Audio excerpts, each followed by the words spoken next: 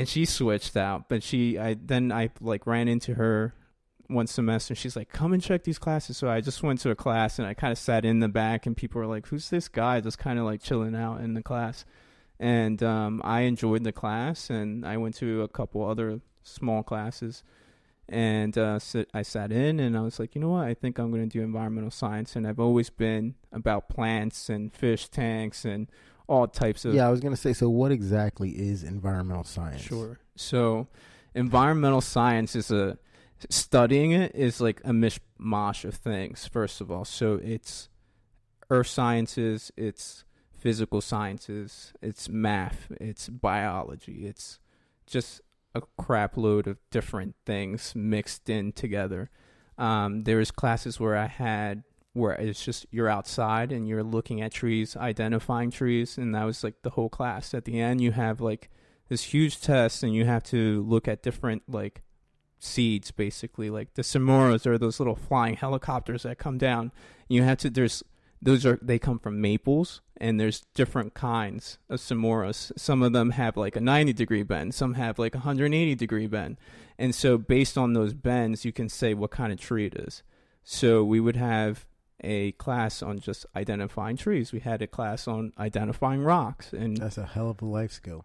Yeah, I mean, at this point, I don't know how much I remember. I mean, I'm like, I kind of remember that, but what kind of job can you get with a bachelor's in environmental science? Right. So after I graduated, I went into environmental consulting. So you can work for the DEP, you can work for private consulting.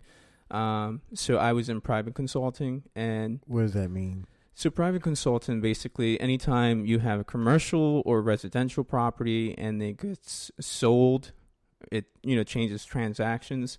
The new buyers can come in, or if you're going to do some kind of digging or something like that, you have to do what's called a phase one in a commercial property.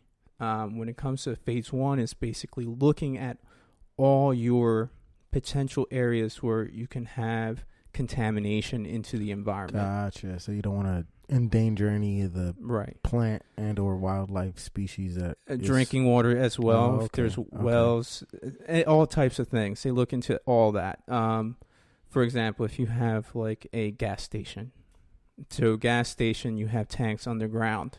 Mm-hmm. One of the things that we would do is if a gas station was being sold, and a lot of gas stations, not only are gas stations, they also do car repair.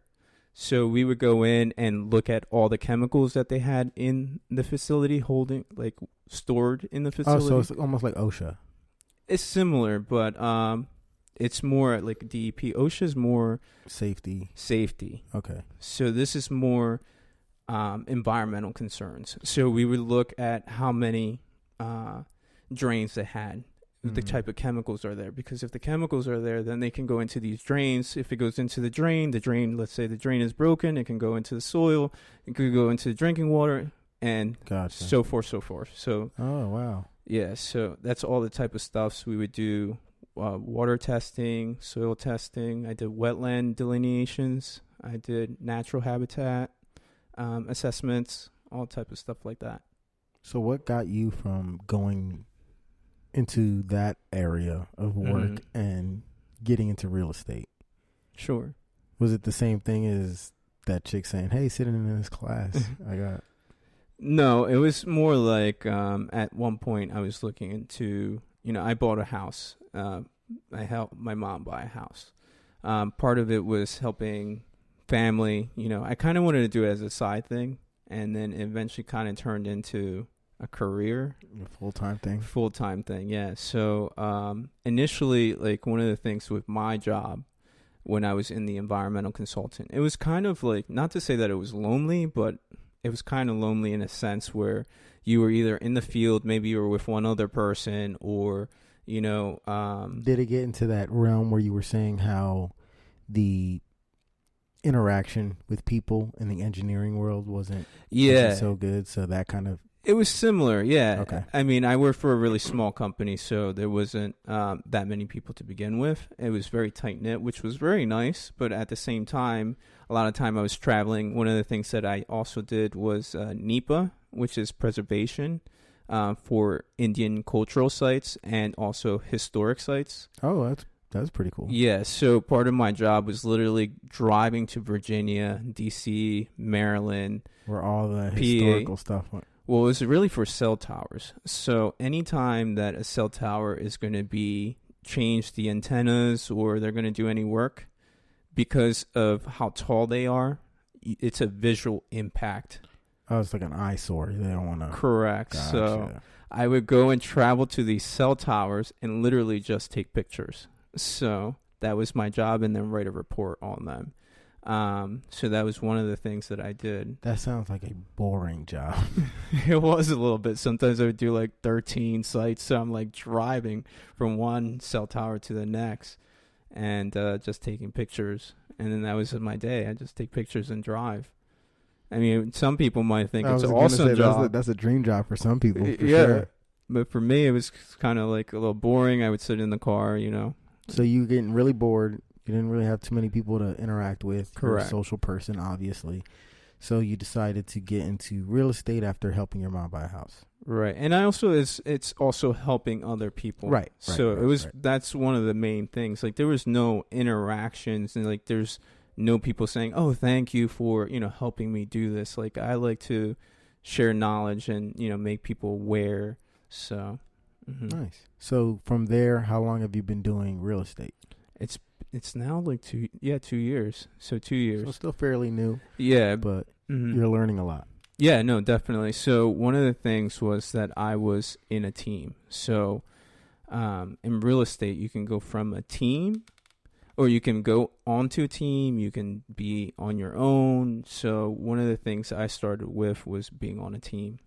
The good thing about being on a team is that I learned and I experienced a lot right away, real quickly. So I was doing houses that cost like $150,000, and I was doing houses that cost $700,000, $800,000. So I was dealing with both type of clienteles, which are a little bit different in how they view or their perceptions are, their expectations. So and then also part of a team, I had other group members. I was actually working on a partnership, and I found that it wasn't right for me, and now I'm fully on my own, and I'm really concentrating on what I want to do with, you know, the Latino community and all of that. So you're changing it, but the reason you got more of your experience is because that team had seasoned realtors on Correct. It versus being on your own and kind of just starting off. Things. Yeah. Okay. Yeah. I literally have done, like I said, all price ranges. I've done even HUD homes. I've done all different types of loans. And so it's just a lot of exposure that I've had in such a short amount of time that most people, there's a lot of people in the office who've actually been seasoned. And sometimes they're like, oh, you knew that? And I'm like, yeah, it's like. Nice, because you got that experience. Right, yeah. So when you did decide to go out on your own and do your own thing, how did you get involved with the company that you're working with now? Okay. Yeah, so Berkshire Hathaway. Yeah. And as I pointed out to you as we're driving around, I'm like, oh, there's my company. Yeah, so it's a pretty significant, big company. Yes, Berkshire is very big. They're always, you know, doing new things to get their name out there. And they're even expanding internationally. So that's one of the reasons why I picked Berkshire, because they're so well known, and they're also known to be of very educated realtors. Some companies, they don't educate as well. For Berkshire, for example, we have an actual training facility that you can go and take classes, and it's all free to the realtors. So that's another incentive for people who work for Berkshire, as well as there's extra marketing that they do that not only helps you to get yourself as a realtor out there, but also helps the client if they have a home or if they have buyers. So it just allows for a bigger network for you to better service your client. Gotcha. Yeah. So when you looked at it, so how does that work? Do they hire you, or do you look for them and you say, I got this much experience. I can do this. I'm well versed in these areas. Would you hire me, or because I know it's all by commission based, right? Yeah. So would you? Is it like getting a job and hoping they hire you, or is it you picking up a company to help you make money by helping them make money? You know what I'm saying? Right, yeah, no, I got you. It all depends on the company. It all depends on what you want. It depends on where you're at. So a lot of people will go to companies where, if they're more seasoned, they'll go to a company that basically they're just going off of their experience, and they say, I want this. I know how to do everything. This is what I want.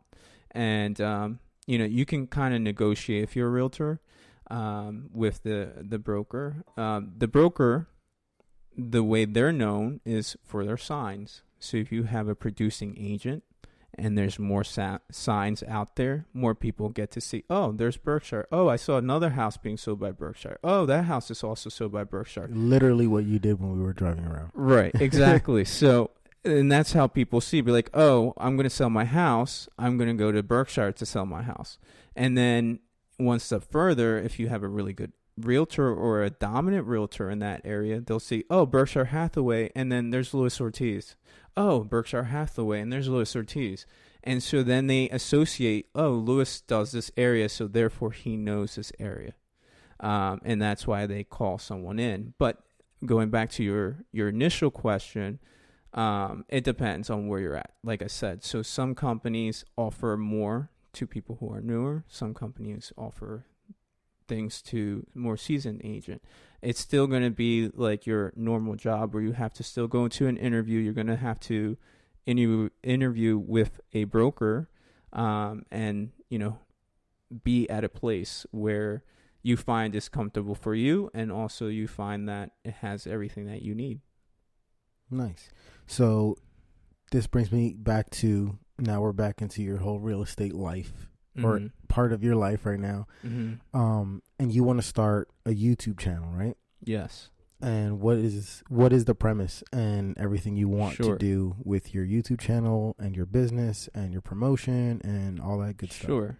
So my YouTube channel is going to be basically me answering questions that other clients have had, or a lot of clients, like frequently asked questions, basically. So I like to answer a question for a video, and then just kind of explore that question a little bit more. I just got a question today via text. This buyer just bought a house in Pennsauken. Beautiful house, fully renovated. It was new kitchen, new everything. The gray walls, which are very popular now. And he's like, when am I going to be getting my mortgage, like in the mail? Can I pay online? Can I pay? And I'm like, no, you can't pay online. You have to, especially for the first one, I would suggest you just pay, via check, and then set up the online, because it takes some time.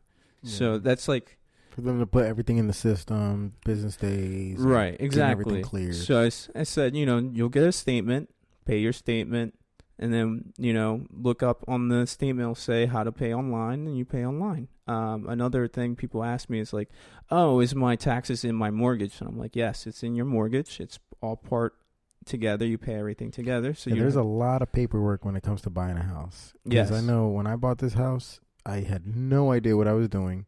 Like Arlene or I didn't know. Right. And we just kind of learning through it. It was a really crappy process, but we're here now. Whatever. Yeah. But yeah, I could see a lot of people. I would love to have had that access to that information. Right. I know you can Google things all day, but if somebody's not explaining them to you, especially with the douchebag realtor we had, he didn't explain anything. So yeah, I feel bad for that experience that you had. So that's what I'm talking about. You have those realtors that really do care, and then you have those realtors that out for the dollar. Yeah. And you want to have someone that you're going to develop a relationship. A lot of people also don't understand that the way you work with a realtor is that you work slowly with one realtor. Some people think like, oh, I need to see this specific house, so I have to call this realtor. No, one realtor will show you all the homes that you need to see, and it's always better to work with one agent, especially one that you like truly trust,